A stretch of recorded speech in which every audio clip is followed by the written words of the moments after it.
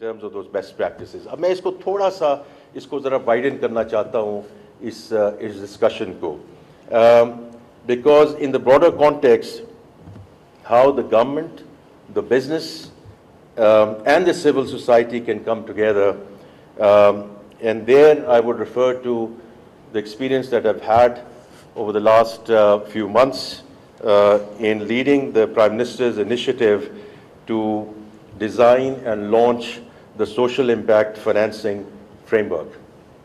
और उसमें ये जो financing framework है, rather than focusing on generalized spending, to make sure that it's results based and impact linked financing. और इसमें you have to blend the public, the private and the philanthropic capital into cohesive outcomes based structures.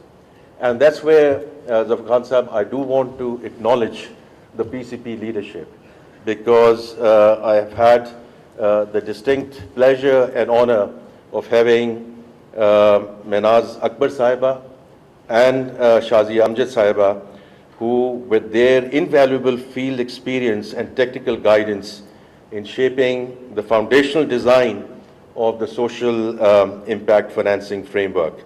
So I just wanted to mention here, because both of you are present here, and thank you for your help, assistance, support, guidance in coming up with that framework.